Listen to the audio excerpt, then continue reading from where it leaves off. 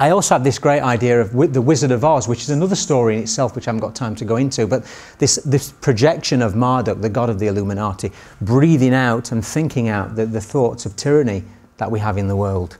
And then, you know, in other words, giving our power away to the mighty Oz. In fact, this is quite an interesting story, whether you've come across it or not, but these are all codes for the stuff that relates to the free men on the land, and the idea that we've been, you know, we've been taken down a route where we have no identity. The straw man and the tin man relate to the straw man identity, and the tin man is the tin number in America, like your national insurance number. She represents the goddess, and that represents the lion that had no bloody courage to deal with the Illuminati at the time when the Federal Reserve was created. It's quite a fascinating story by a chap called Eric Bohm, who wrote The Wizard of Oz, and there's much more besides. The Emerald City is meant to be the Federal Reserve, apparently. And then somebody sent me this, and I thought, yeah, that makes perfect sense. We won't dwell on it, but the idea of illusion and choice within Babylon in that way. And then some of the new imagery I'm working on, and the way in which we have this, we're encouraged to have this hive mind, which came out in the panel talk as well. And the fact that we're being drawn towards something which is very, very unhuman in many ways, and we're being harvested in that way. And like the Lyceum Fields and all this idea of the symbolism of all the brains connecting like computer terminals, which is something that crops up a lot in my work and others. So I'm going to look at some symbolism now that relates to this. It looks like I'm digressing, but I'm knitting things together at the same time. This is very true. Signs and symbols control the world, and that's why the so-called brotherhoods and the brotherhoods of artists, going way back to the Collegium of Rome, the Templars, the Gnostics, and all these people use symbolism. I had a dream when I was a kid. I kept having a reoccurring dream about stick people. I mentioned this recently in an interview, and this is from one of my sketchbooks, and I kept seeing these people descending from the sky. They were almost like dropping at the time, and I kept thinking, have I watched too much of The Saint? Do you remember the Halo, you know, The Saint, the Roger Moore back in the 70s?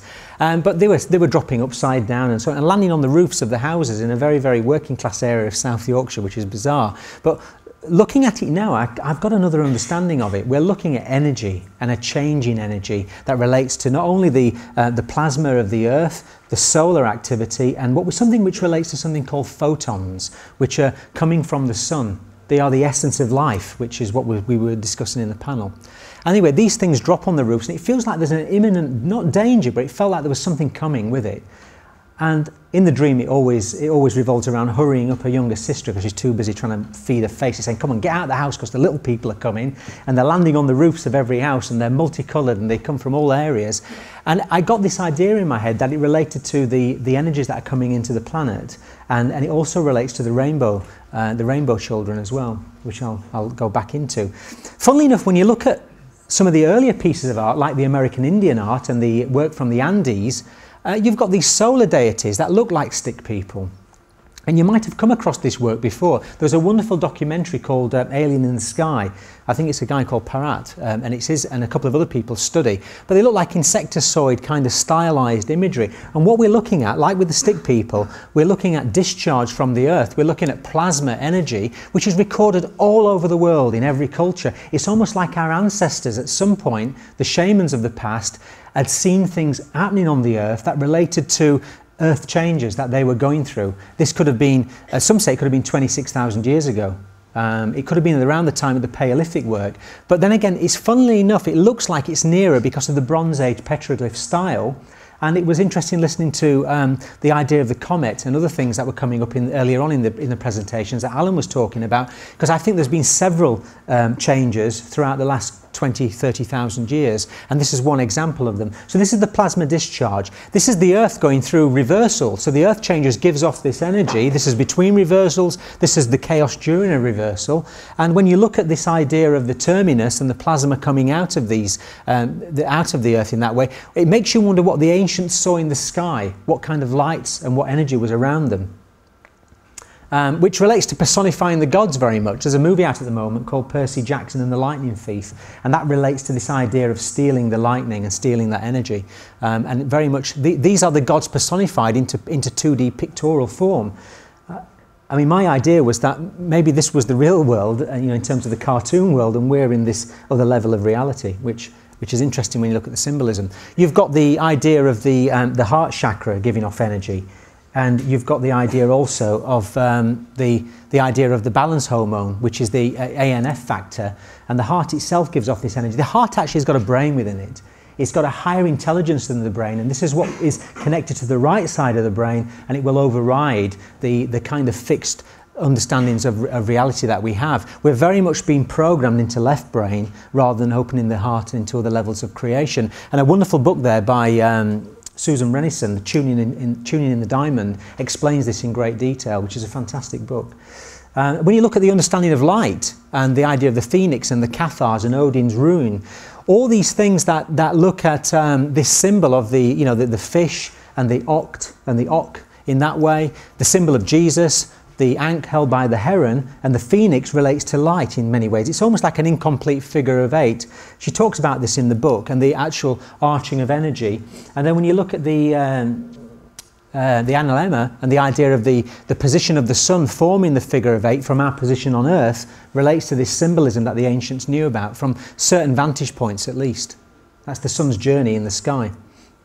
And then getting into the petroglyphic cave art, I'm going to have to move through some of these more quickly, the idea of the solar force constantly cropping up with this other energy, which is called the death deity. This is Masua in the Hopi tradition. This is Kokopelli, the solar life force. This is life and death.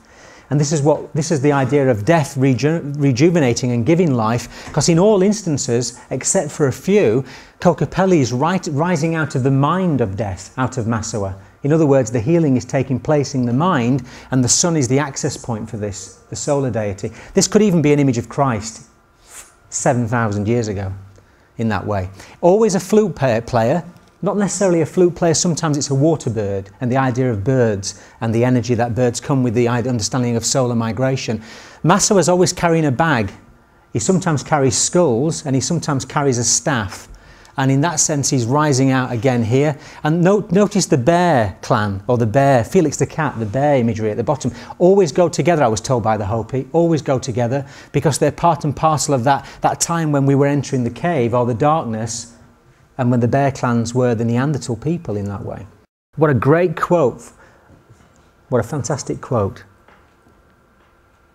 And I found that in The New Scientist, and I thought this has got to be part of the movies, you know, the idea of DNA containing more than 1 million base pairs, enough for the rise and fall of an alien civilization. Well, you know, the idea of the human form, the human DNA being a crystal, which it is, it's a receiver and transmitter of light. It's actually one of the most powerful lasers.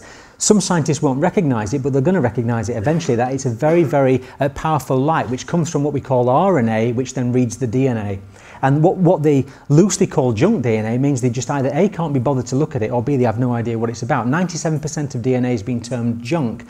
From my understanding as an artist, a lot of this relates to what we have as what we call alien life, or non-local life. That's the better word to use. It's not that they're out there, they're within our DNA. And the ancients were trying to portray this. Whether they were visited by aliens or not is irrelevant. It's the fact that they'd seen other levels of themselves outside of themselves. So the story of Bep Karotti bringing technology to the Andes, the jinn of Japan and the reptilian entities of Iraq, the Indonesians mimicking the frog princes, and then you get the same images in the stately homes of the Palace of Versailles in Paris. And then you get this poor unfortunate guy, you get codes which look at a disorder which is hypertrichosis, and you get the idea of the woodwoses on the cathedrals all over Christendom. And there was Oliver the monkey, wasn't there? They managed to get him going, and he was having a relationship, and he had a girlfriend and everything, didn't he? Do you remember that? About 5 or 6 years ago. So all of this is part of the DNA. There have been children born with tails in India. This is codes in the DNA that are opening up and closing depending on what's being focused on by the laser, the light, in that sense. And my feeling about Bigfoot is that Bigfoot is just a leftover of Neanderthal, an extension of it. I mean, there was a Mycenaean age where there's 50 different types of apes, and most of them were walking apes. And as we went through great changes, hundreds of thousands of years ago, some of these species were lost. Lauren Coleman, who's done a lot of research into Bigfoot, he was talking in his book about how the military was scanning for lost herds in Canada, the vast amounts of Canada that have been unexplored, and they found a herd of what they call them, bison, that they'd not seen since Bronze Age time when they did their tests on them. So if you can miss a 200 strong herd of Bronze Age bison, then you're going to miss one of these characters, aren't you? Depends on whether they've survived or not in that way.